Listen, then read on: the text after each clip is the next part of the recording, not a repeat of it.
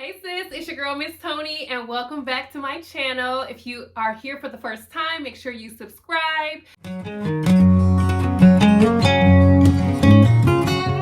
you watched the 6-month day in the life, then you saw that Karis has mastered crawling. So she's doing an excellent job and now she's just pulling up everywhere she can and she's just taking little baby steps. So this is my super baby. Like the other ones were crawling around this age. Cammy had the worst crawl ever. Kennedy crawled for like a second and then she was like, okay, I'm over this. Let me try this walking thing. But I think probably about 7 months she's gonna be walking, which I'm scared. Speaking of 7 months, we are now at the 7-month mark now. So I didn't get a chance to take her to her 6-month doctor's appointment for her shots when she was 6 months. So we ended up delaying it until she was 7 months, not intentionally, just the way our schedules worked out. And so she went and got her 6-month shots when she was 7 months old. Yeah, not fun as usual, but she recovered very well and she did spike a slight fever this time, but this one only lasted for, I'll say, a day. The last time she was feverish and fussy for a couple days after her appointment. This time her body's like getting used to the injections and she's being able to recover quicker now. So baby's doing very well. And of course her attachment to her mommy, whew, the girl does not let me go. But that's that separation anxiety that you start to see around 6 months or so. Some babies show it a little bit earlier, some even a little bit later. My other two, Kennedy actually didn't show separation anxiety like at all. She was like, oh, peace. You going to work? Okay. Love you. See you when you get home. She had no issue. She was about 5.5 or 6 months when I went back to work after maternity leave.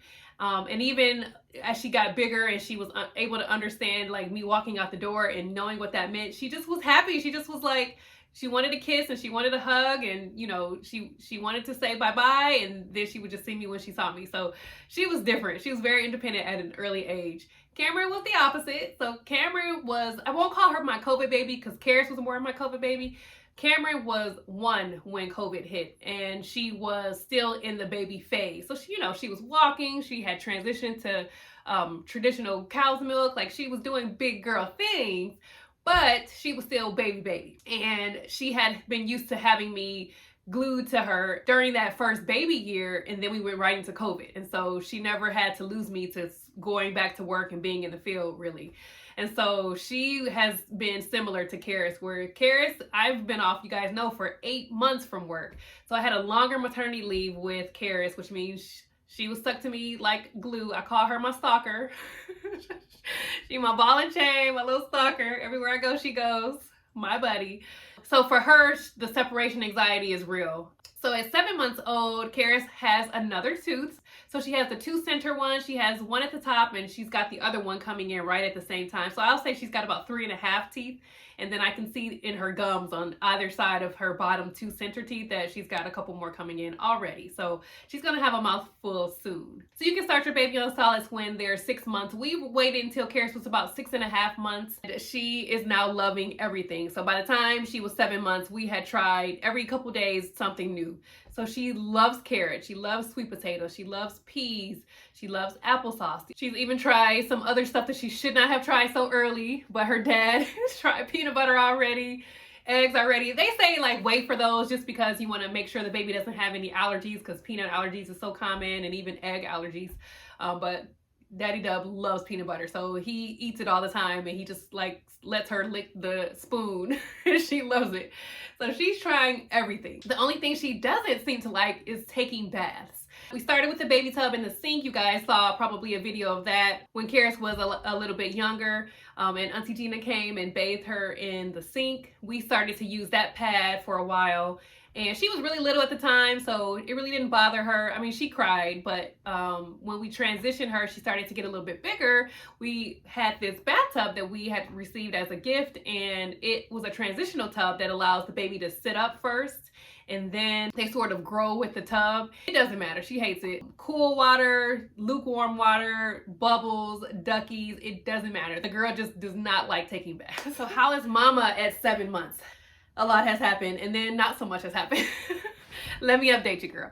Okay, first of all, I have dropped as far as my milk supply. So that's the sad news.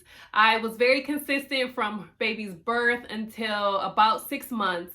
and I had an oversupply. So what's an oversupply? That's when you're able to nurse your baby and pump and you have extra milk every day, and I had tons. With Kennedy, I was like, I had just enough. I would be able to freeze for like a couple days that week.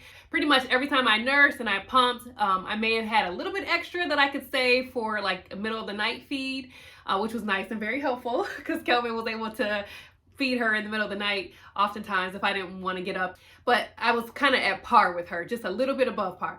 With Cameron, I actually had a lot of extra milk too. So my experience with Cameron and breastfeeding was just very different. I got mastitis way less with her, so I had less clogs in my breast. I actually produced way more milk with Cameron, and I was able to save about 800 ounces of frozen breast milk with Cameron, which was nice because at the end, towards the end of her 1 year, I decided to stop pumping a little bit early, and she just was living off of the milk that I had frozen.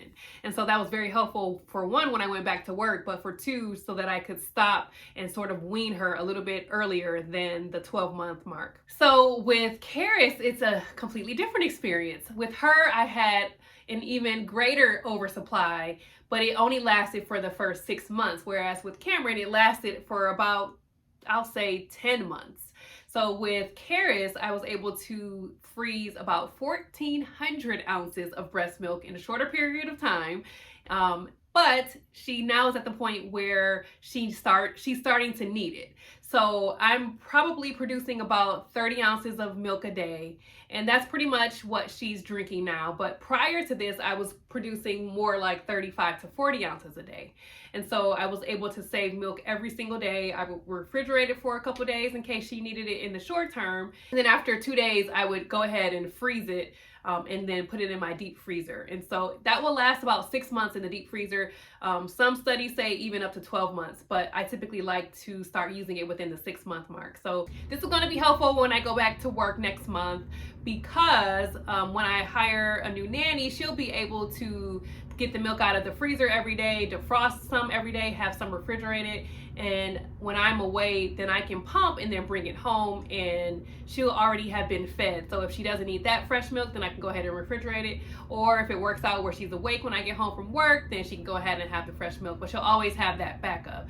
And so it's a nice system to have in place when you're returning back to work, or again, if you're like in a position like I am currently where your supply is starting to dwindle. It's nice to have that backup system. Not everybody's so lucky, so I thank God that I was able to produce so much early on despite not being able to have as much as a supply now. I had some times with Kennedy where I was taking fenugreek supplements. I was eating oatmeal, I was eating lactation cookies, like whatever it took to increase my supply. And so I totally recommend those things if you're going through that. I decided for now I'm just going to let my body naturally take whatever course it needs to take, and hopefully it doesn't reduce too drastically. And if it does, though, I have that choice to continue with the frozen milk and then to try to increase my supply if I need to. So what else is going on with Mama? I still haven't had my cycle. So if you're like me, then you have kind of an extreme hormonal system where your body knows that you are lactating, and they produce way more of the lactating hormone and a lot less of some of your other natural hormones like estrogen, and then you just don't get your cycle until you're done lactating. That's occurred both times with both babies. Kennedy, I didn't get my cycle back until I was 13. I think I was about 13 months postpartum, and it was literally the day that I stopped breastfeeding. I had friends who were able to do it like overnight. They put some cabbage in the bra and they're done within a couple days. For me, I have to like work on it for a couple weeks. But as I was weaning Kennedy between like the 12 and 13 month mark, I was producing way less, and then literally the day that I tried to pump the very last time and nothing was coming out, my cycle came. Now with Cameron, I got an early dismissal pass, but my cycle actually didn't come for a couple months. So instead of it coming like when I stopped, which was earlier that time, I could have swore I was going to start my cycle like right at that point. And with Karis, who knows which way it's going to go.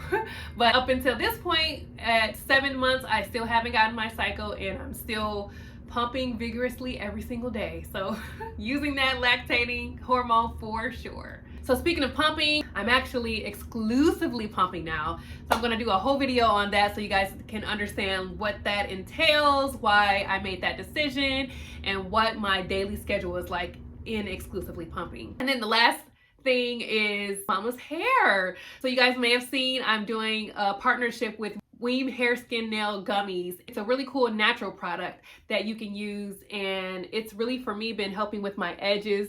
You guys can see I got a lot more growth here, and these were my problem areas. Still some sparseness here at my hairline. Hopefully it'll start to get some length as well.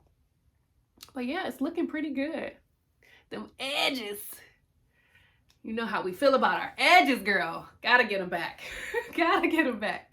Well, that's it. Thanks so much for joining me, Mama. I will update you guys soon on baby carrots at 8 months old, and I'll provide some more information about exclusively pumping, what that life is like, and some other tips on returning back to work. Thanks for joining. I'll see you soon.